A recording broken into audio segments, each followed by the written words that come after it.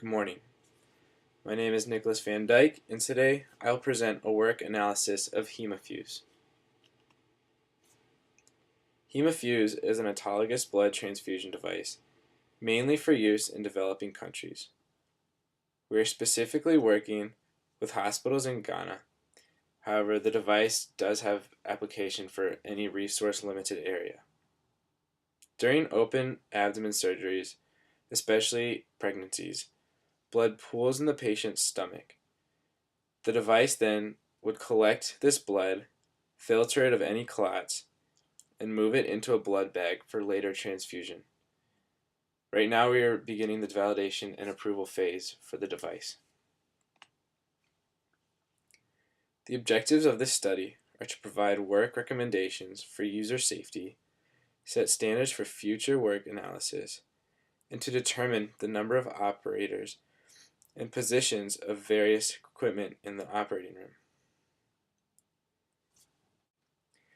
2 tests were performed. The first was a simulation of the device at the University of Michigan Clinical Simulation Center.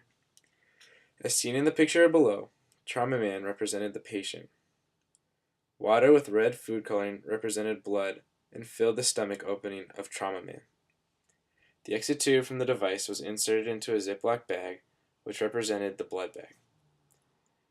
The participant in the study pumped 300 milliliters of water 3 separate times. Each trial was recorded, and the videos from these trials were used to gather time study data.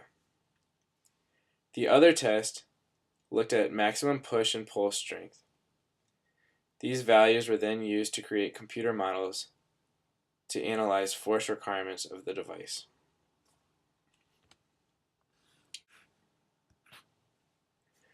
This is a video of the simulation.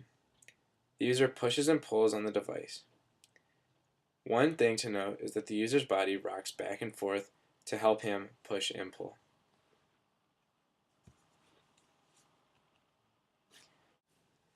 From the test, the peak push and pull force was estimated to be 60% of the user's maximum push and pull force, which is about 21 pounds.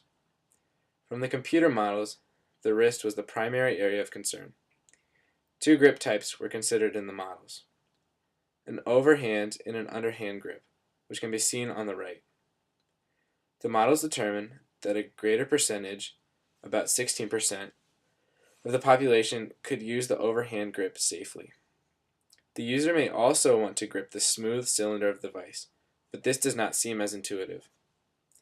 Also, the user would be relying only on the friction created by the grip force to restrain the device. The amount of this grip force applied depends on the contact between the glove of the user and the plastic of the device, and likely will be very high and cause fatigue easily. From the simulation, the average exertion, pull, push, and cycle times were determined. One cycle consists of a successive push and pull. From these, the normal time of the cycle could be calculated. A 95% performance rating was used, since the user had never operated the device, nor was he in an emergency room environment.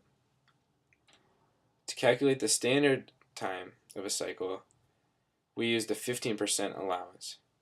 During the procedure, the device has the potential to clog and require the removal of these clots, and thus creating an allowance. Recommendations for the use of the device consist of instructing the surgeon or operator to use an overhand grip instead of an underhand grip or a grip that solely relies on friction, as this is much more safe. Also, as seen in the video, the user may be subject to dangerous shoulder and elbow postures. Thus, the operating table should be adjustable if possible.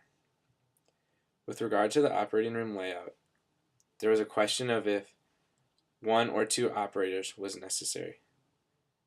Only 1 operator is necessary.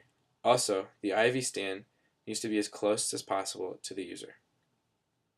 Finally, the procedure may take 5 to 10 minutes. Thus, the user may fatigue and want to switch with someone else during an abnormal work element, such as the unclogging of the device.